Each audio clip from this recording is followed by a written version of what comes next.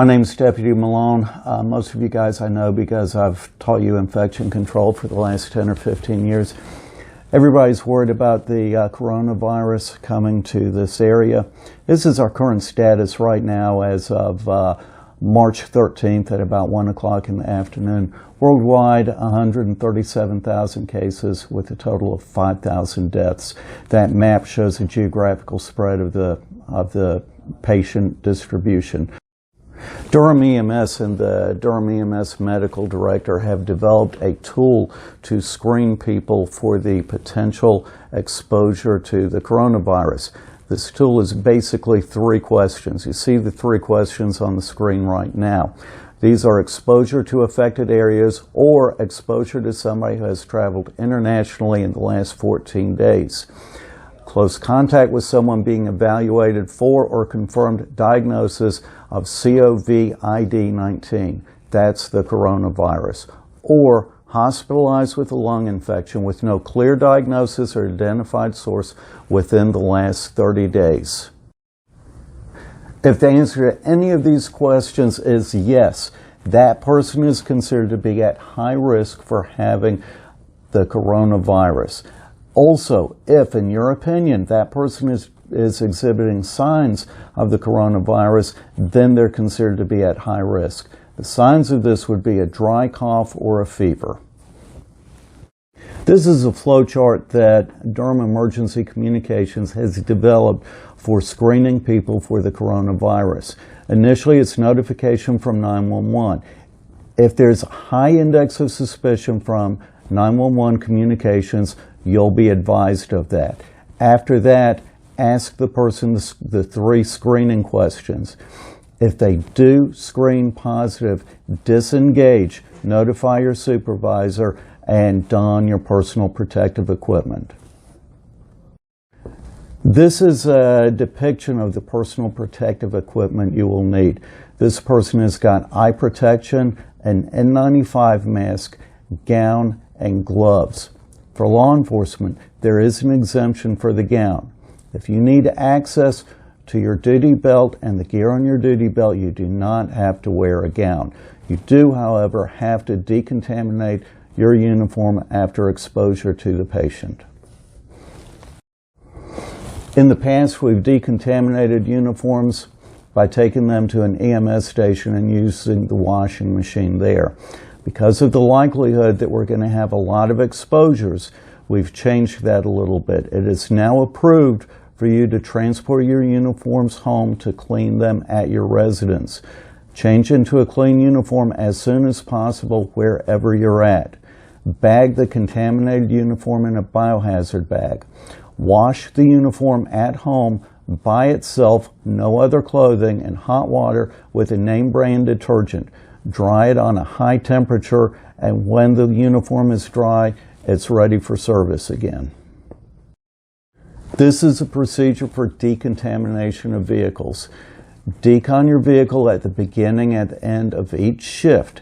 After any person other than yourself is in the vehicle, decontaminate the vehicle.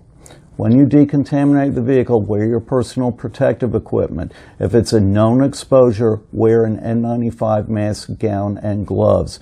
If it's not a known exposure, just wearing gloves is all right. Use a 1 to 10 solution of bleach and water. It must be less than 24 hours old. Spray all the surfaces down. Wipe it dry. Spray it again and allow the surfaces to air dry. The other way we can keep ourselves safe from this thing is by social distancing. CDC defines an exposure to this as being within 6 feet for more than 10 minutes. Keep a distance of 6 feet from everyone. Keep your encounters with people brief. Do as much business as possible over the phone. Don't go into people's houses unless you absolutely have to. Try to conduct business outside of people's residences. As much as possible, avoid going to any nursing home or any group living facility. Avoid any physical contact or shaking hands, and please avoid any type of mass gathering or any type of group event. CDC has defined different risk categories for exposure in travel or community settings. High risk would be living in the same household or providing care in a non-healthcare setting for a person who's been diagnosed with a COVID infection. Medium risk would be close contact with a person with a confirmed COVID-19 infection and no high-risk exposure. Low risk is being in the same indoor environment, such as a classroom, hospital, or waiting room, as a symptomatic person with lab-confirmed COVID-19 for a prolonged period of time, but not meeting the definition of close contact. The crucial reason for avoiding any risk of an exposure to this is that CDC has also defined what action you have to take in the event that you are exposed. If you'll notice, for a symptomatic high-risk exposure, the public activities is immediate isolation. That means if you do have a high-risk exposure, you will go into isolation for 14 days. You will not be available to work. You will be isolated from your family, and we'll have to figure out a way for you to do an in-home isolation. We want to avoid that if at all possible. Medium risk and low risk categories have a lesser degree of isolation, but you're still going to be away from work and your family for a period of time. Ladies and gentlemen, in the short time it took for us to record this video, we opened with a screen grab of the coronavirus dashboard map. At that time, there were 387 diagnosed cases. Just in the short time it took us to record this video, approximately 90 more people have been diagnosed as having this illness.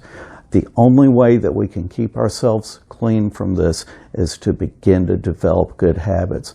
Wash your hands frequently. Maintain social distancing. Clean your gear, your workstation, and your vehicle at the beginning and the end of each shift. Be diligent in terms of keeping your hands away from your face, and use your personal protective equipment whenever it's needed. If you have any questions about this, my cell phone number will be attached to this. My cell phone is on about 90% of the time. If for any reason I'm unavailable, please contact the Durham EMS supervisor, and they will probably be able to answer your questions. Thank you.